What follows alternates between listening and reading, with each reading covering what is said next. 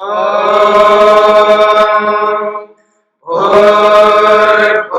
स्वः तत्सवितुर्वरेण्यं भर्गो देवस्य धीमहि धियो यो नः प्रचोदयात्।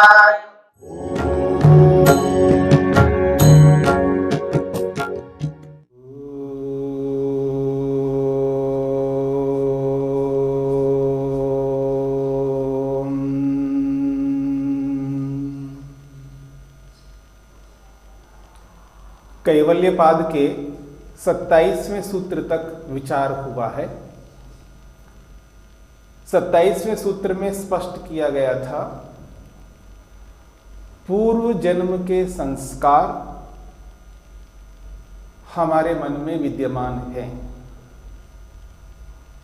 और वर्तमान जन्म के भी वो संस्कार है जब विवेक ख्याति को प्राप्त करने से पहले जो बन चुके हैं। दो प्रकार के संस्कार हैं। एक वो संस्कार है इस जन्म से पहले जन्म के संस्कार, जन्म जन्मांतरों के संस्कार हमारे मन में विद्यमान है और इस शरीर में जब बच्चा होश में आता है तब से लेकर जब तक वो बड़ा होता रहता है और जब तक योगाभ्यास करके अपने संस्कारों पर नियंत्रण करते हुए अपने व्यवहार को समुचित रूप में योग के अनुरूप बनाते हुए योगाभ्यास कर करके जब विवेक ख्याति को सत्व पुरुष अन्यता ख्याति को प्राप्त कर लेता है, उस स्थिति से पहले पहले के जो भी संस्कार हैं वो भी मन के अंदर विद्यमान हैं। अब वो संस्कार जब तक मन में रहेंगे वो हमें कभी ना कभी विचलित कर सकते हैं। भले ही संप्रज्ञा समाधि लगी हो, एकाग्रता को प्राप्त करके योगाभ्यासी ने समाधि तक अपने आप को पहुंचाया है और समाधि भी लगाई और संप्रज्ञा समाधि के लगने के बाद में भी वो जो संस्कार विराजमान हैं मन के अंदर वो कभी ना कभी हमारे को उसमें प्रवृत्त कर सकते हैं जिसमें प्रवृत्त होने से वापस अविद्या की वृद्धि हो जाएगी। जब विवेक को प्राप्त करता है, वैराग्य को प्राप्त करता है, तब उस अविद्या को रोक करके उसने विवेक ख्याति को प्राप्त किया है। अविद्या समाप्त नहीं हुई है, संस्कार भी विराजमान है मन के अंदर। इसलिए अविद्या को भी नष्ट करना होता है।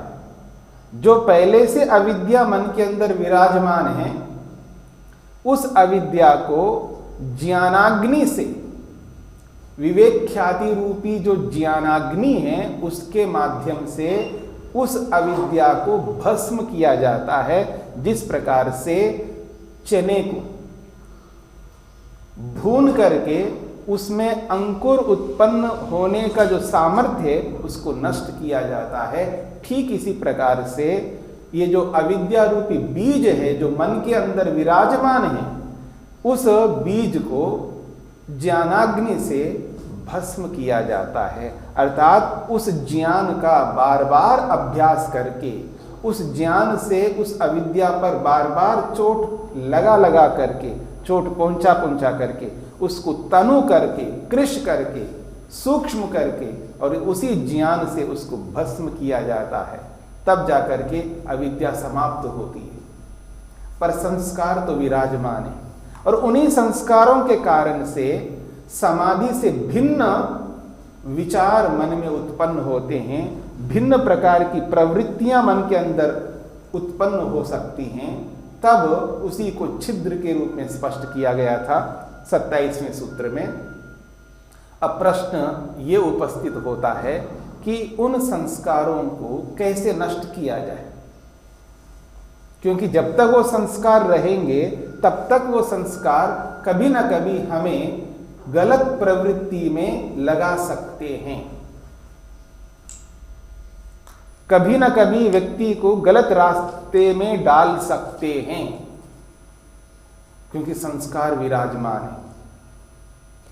इसलिए किसी भी प्रकार के संस्कार हो जो मन में विराजमान हैं और उन संस्कारों के कारण से गलत रास्ते में जा सकता हो, तो वहां पर खतरा है। इसलिए इसी खतरे को दूर करने के लिए हमें उस संस्कार को नष्ट करना है। तो उन संस्कारों को नष्ट कैसे करें, ये प्रश्न है। इसी प्रश्न का उत्तर महर्षि पतंजलि ने 28वें सूत्र में दिया है। वो कहते हैं, हानम एषाम क्लेशवद उक्तम, हानम एषाम क्लेशवद उक्तम। एषाम संस्काराणाम, ये जो संस्कार है, पूर्व अर्जित संस्कार अथवा विवेक ख्याति से पहले जो अर्जित किए गए संस्कार, दो प्रकार के संस्कार है।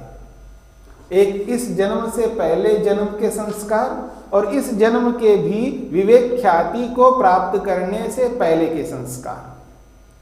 तो इस प्रकार के दोनों प्रकार के संस्कारों को एषाम शब्द से बोला है। एषाम, ये जो संस्कार है, पूर्व अर्जित संस्कार, इनका हानम, हान कहते हैं समाप्ति, हान कहते हैं विनाश। तो इन संस्कारों का विनाश, इन संस्कारों की समाप्ति कैसे हो, तो उत्तर देते क्लेशवत उक्तम, क्लेश के समान कह दिया गया। जिस प्रकार से क्लेश समाप्त होते हैं उसी प्रकार से ये संस्कार भी समाप्त होते हैं, ऐसा उक्तम कह दिया, मान लो। उसके लिए अलग से कहने की आवश्यकता नहीं है। तो इसलिए कहना चाहते हैं, येषाम क्लेशानाम हानम समापनम, समाप्ति, क्लेशवत, क्लेशों के समान, उक्तम कह दिया गया, ऐसा मान लेना। ये सूत्र का अभिप्राय है। अब महर्षि वेदव्यास इस सूत्र की व्याख्या करते हुए स्पष्ट करते हैं सरल शब्दों में, यथा यथा क्लेशाः दग्ध बीज भावाः न प्ररोह समर्थाः भवन्ति। वो स्पष्ट एक लौकिक उदाहरण देकर के स्पष्ट कर रहे हैं जिस बात को सभी लोग समझ सके। वो कहते हैं, जैसे क्लेशाः, ये जो क्लेश हैं, अविद्या, अस्मिता, राग, द्वेष और अभिनिवेश रूपी 5 क्लेश जो हैं, वो दग्ध बीज भावा, जले हुए बीज के समान हो जाते हैं। जैसे चना हो, साबुत चना, और उन चनों को जला दिया जाए, भुना जाए, और उसके बाद में उस भुने हुए चने को आप जमीन पे, बहुत अच्छी जमीन हो जिसमें खाद भी बहुत बढ़िया हो, पानी भी अच्छा हो और अनुकूल वातावरण हो, ऋतु भी उसी के अनुरूप हो, तो अनुकूल ऋतु हो, जमीन अच्छी हो, पानी भी ठीक हो, सब कुछ है, लेकिन बीज ऐसे हैं जो कि भुने हुए हैं। अब उस धरती पे उन बीजों को डालो, अंकुरित नहीं हो सकते। तो जिस प्रकार से जले हुए बीज होते हैं उसी के समान ये क्लेश हो जाते हैं, तो न प्ररोह समर्था भवन्ति। अब वो क्लेश उद्बुद्ध नहीं हो सकते। जैसे भुने हुए चने को जमीन में डालने पर वो अंकुरित नहीं हो सकते, ठीक इसी प्रकार क्लेश भी जल गए हैं, भूने गए हैं, ज्ञानाग्नि से उसको भस्म किया गया, एक प्रकार से उसको भून लिया गया है। तो न प्ररोह समर्था, फिर वो क्लेश उस योगी में उद्बुद्ध नहीं हो सकते, अर्थात उसको अविद्या घेर नहीं सकती, उसको राग अपने लपेट में उस योगी को नहीं ला सकता, न द्वेष ऐसा कर सकता, न अभिनिवेश ऐसा कर सकता। यानी पांचों क्लेश वो उद्बुद्ध नहीं हो सकते उस योगी में, जिसने जिस क्लेश को जले हुए बीज के समान बना दिया हो। ऐसी स्थिति में फिर वो उत्पन्न ही नहीं होंगे, अर्थात उस योगी में दोबारा अविद्या स्थान प्राप्त नहीं कर सकती, उसका स्थान समाप्त कर दिया उसने। जैसे क्लेशों को जले हुए बीज के समान बना दिया जाता है, तथा ठीक उसी प्रकार से ज्ञानाग्निना दग्धबीज भावाः पूर्व संस्कारः न प्रत्यय प्रसूः भवति। बहुत अच्छी बात कही जा रही है। वो कहते हैं तथा ठीक उसी प्रकार से, जिस प्रकार से क्लेशों के लिए किया है, जैसे क्लेशों को भस्म किया है, क्लेशों को जलाया है, भुने हुए चने के समान क्लेशों को बनाया है, ठीक उसी प्रकार से पूर्व संस्कार, ये जो पहले के संस्कार है हमारे मन में, पहले के अर्थात इस शरीर से पहले के जो शरीर है, पूर्व जन्म के शरीरों में जितने भी संस्कार बनाए वो सारे के सारे संस्कार पूर्व संस्कार कहलाते हैं। दूसरी बात, विवेक ख्याति को प्राप्त करने से पहले के जो संस्कार है इस जन्म के, वो भी पूर्व संस्कार है। तो ये दो प्रकार के जो पूर्व संस्कार है जो हमारे मन के अंदर विद्यमान हैं, उन संस्कारों को ज्ञानाग्निना, ये जो ज्ञान रूपी अग्नि है, ये उपमा दी जा रही है, ज्ञान को अग्नि बताया जा रहा है। तो ये ज्ञान रूपी जो अग्नि है, अर्थात विवेक रूपी अग्नि या वैराग्य रूपी अग्नि, या यूं कहिए विवेक ख्याति रूपी अग्नि, और स्पष्ट करूं सत्व पुरुष अन्यता ख्याति रूपी अग्नि, उससे दग्धबीज भावः, उस संस्कार को जले हुए बीज के समान बना दिया जाता है। कैसे बना दिया जाता है? अब ज्ञानाग्नि से संस्कारों को कैसे भूना जाता है, ये एक विशेष बात है। जब जब वो संस्कार उभरता है मन में, तब तब वो जो विवेक ख्याति है, उस विवेक ख्याति से उस संस्कार को दबा दबा करके उसको कमजोर किया जाता है। अक्सर मैं एक बात क्या करता हूं, जैसे मकड़ी होती है ना, मकड़ी जो है जाल बिछा करके वो कहीं कोने में बैठी रहती है। अब उस जाल में कोई कीड़ा, कोई मकोड़ा या कोई चींटी या कोई भी ऐसा कोई प्राणी उस जाल में अगर गिर गया या गिर गई, और उसको बाहर निकलने के लिए उसको प्रयास करना पड़ता, उस प्रयास में और उलझ करके उसमें बिल्कुल फंस जाती है वो कीड़ी या कीड़ा। और जब पूरी तरह उसमें फंस जाती है वो, तब वो मकड़ी जो है, जो दूर बैठ करके देख रही होती है, और वो आराम से उसके पास आती है, थोड़ा सा दूर रहती है, उसके पांव लंबे लंबे होते हैं ऐसे, और उन लंबे लंबे पांव से उस कीड़े को चोट मार मार के उसको बिल्कुल क्षीण कर देती। और वो जैसे जैसे उस मार को झेल रहा होता है, और तितर बितर होने लगता है वो कीड़ा या कीड़ी, और अधिक फंसती जाती है वो, और अधिक चोट पहुंचाती रहती है ये मकड़ी। और जब वो सिर उठाने के काबिल नहीं बनती, अर्थात वो हिलडुल नहीं सकती वो कीड़ी, तब जाकर के उसके खून को चूस लेती है मकड़ी। तो ठीक इसी प्रकार मानो ये जो ज्ञान है, ये जो विवेक ख्याति है, ये सत्व पुरुष अन्यता ख्याति है, ये मकड़ी के समान है।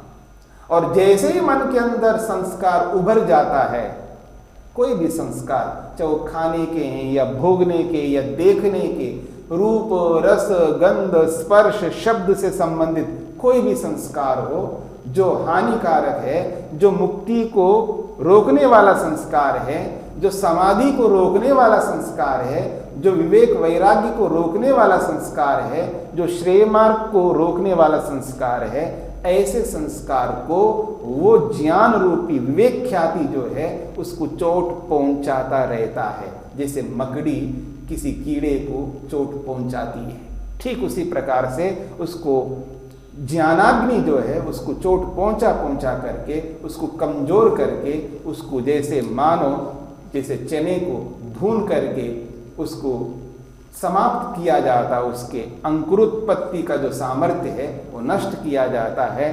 ठीक उसी प्रकार संस्कार उभरने योग्य जो सामर्थ्य है उस संस्कार के अंदर, उस सामर्थ्य को ये ज्ञानाग्नि जो है, विवेक ख्याति जो है समाप्त कर देती है। तब जाकर के वो संस्कार कभी उभरेगा नहीं। वो जले हुए भुने हुए बीज के समान वो संस्कार भी पड़े रहते हैं, वो कुछ नहीं कर सकते। तो यही बात कही जा रही है। उसी प्रकार से जिस प्रकार से क्लेशों को दग्ध बीज भाव के रूप में पहुंचाया जाता है, वैसे ही इन पूर्व संस्कारों को भी ज्ञानाग्नि से जले हुए बीज के समान बनाया दिया जाता है। तब न प्रत्यय प्रसूहु भवति, तब ये जो अविद्या जनित प्रत्यय यानी ज्ञान, अविद्या युक्त जो ज्ञान है, ये अविद्या युक्त जो वृत्तियां हैं, वो न प्रसूह भवति, वो उत्पन्न नहीं हो सकता, क्योंकि संस्कार ही नहीं है, संस्कार काम ही नहीं कर रहा है। तब अविद्या जनित कोई प्रवृत्ति उसकी नहीं होती है। रूप, रस, गंध, स्पर्श, शब्द किसी भी विषय के उसके सामने सम्मुख आ जाने पर, आलंबन उसके सामने कितने ही आ जाए तो उसके मन के अंदर वो संस्कार जगेगा नहीं और वो प्रवृत्ति होगी नहीं, जिस प्रवृत्ति के कारण से फिर अविद्या उसको घेर ले, फिर वो प्रेय मार्ग में चल पड़े। ऐसा नहीं हो सकता। इसलिए बात कही जा रही है कि क्लेशों के समान संस्कारों को भी दग्ध बीज भाव के रूप में प्रस्तुत करना है। एक शंका हो रही है कि क्या ये जो संस्कार है, जो हानिकारक संस्कार है, उनको तो ऐसा करना है, जले हुए भुने हुए चने के समान बनाना है। लेकिन जो अच्छे संस्कार होते हैं, जो निश्रेयस को प्राप्त कराने वाले संस्कार होते हैं, और वो संस्कार विवेक ख्याति से उत्पन्न होते हैं, तो जो विवेक ख्याति रूपी ज्ञान है, जो विवेक है, जो वैराग्य रूपी ज्ञान है, जो सत्वपुरुष अन्यथा ख्याति रूपी ज्ञान है, उसका क्या होगा? ये मन में एक प्रश्न उपस्थित होता है। उसी प्रश्न का समाधान यहां पर महर्षि वेदव्यास कहते हैं, ज्ञान संस्कारस्तु चित्त अधिकार समाप्तिम अनुशेरते इति न चिंत्यन्ते। ज्ञान संस्कारस्तु, ये जो ज्ञान के संस्कार है, विवेक ख्याति के भी तो संस्कार बनेंगे। देखिए, संस्कार तो सभी के बनेंगे। अविद्या के संस्कार बनेंगे तो विवेक ख्याति के भी संस्कार बनेंगे। तो ये जो विवेक ख्याति के ज्ञान संस्कार हैं, इनका क्या होगा? वो तो बने रहेंगे संस्कार। तो कहते हैं उसकी चिंता मत करना, न चिंत्यन्ते, उसके लिए कोई चिंता करने की आवश्यकता ही नहीं है, उसके बारे में सोचने की आवश्यकता भी नहीं है। क्यों? वो कहते हैं चित्त अधिकार समाप्तिम अनुशेरते। जब चित्त का, मन का जो अधिकार समाप्त होता है, तब उस अधिकार मन के साथ साथ वो ज्ञान के संस्कार भी समाप्त हो जाएंगे। मन जब अपने कारण में विलीन हो जाएगा, जब उसका अधिकार समाप्त हो जाएगा, तब वो ज्ञान के संस्कार भी मन के साथ साथ अपने कारण में विलीन हो जाएंगे। इसलिए न चिंत्यन्ते, उसके बारे में कोई चिंता करने की आवश्यकता नहीं है। तो चित्त का, मन का अधिकार क्या है? भोग और अपवर्ग, भोग कराना और अपवर्ग तक पहुंचाना, ये मन का अधिकार है। और जब ये अधिकार, ये कर्तव्य जो मन का है, दो प्रकार के कर्तव्य, भोग रूपी कर्तव्य और अपवर्ग रूपी कर्तव्य, इन दोनों कर्तव्यों को जब मन पूरा कर देता है, तब मन का कोई काम नहीं रहता। तब जब ये जो शरीर हमें मिला हुआ है, ये शरीर जब पूर्ण हो जाता है, पूर्व जन्म के कर्मों के फल स्वरूप जो शरीर प्राप्त हुआ है, जब वो कर्म समाप्त हो जाएंगे इस शरीर से संबंधित कर्म, तब ये शरीर जो है मिट्टी में मिल जाएगा। जब शरीर मिट्टी में मिल जाएगा तो ये जो सूक्ष्म शरीर है 18 तत्वों का और ये जो कारण शरीर है ये सब अपने मूल कारण में विलीन हो जाते हैं। उसके साथ साथ ज्ञान के संस्कार भी उसी में विलीन हो जाते हैं, उसकी कोई चिंता करने की आवश्यकता नहीं है। इसलिए सूत्रकार और भाष्यकार कहना चाहते हैं हानम एषाम क्लेशवद उक्तम, एषाम संस्कारानाम, इन संस्कारों का हानम विनाश जो है क्लेशों के समान होता है, ऐसा समझ लेना चाहिए।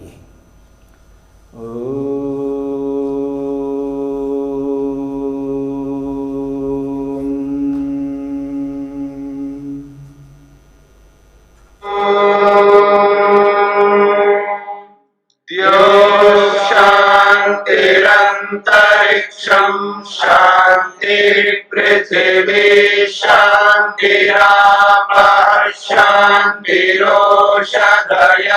शांतिः वनस्पतयः शांतिर्विश्वे देवाः शांतिर्ब्रह्म शांति सर्वं शांति शांतिरेव शांति क्षमा शांतिरेधि। ओम शांति शांति शांति।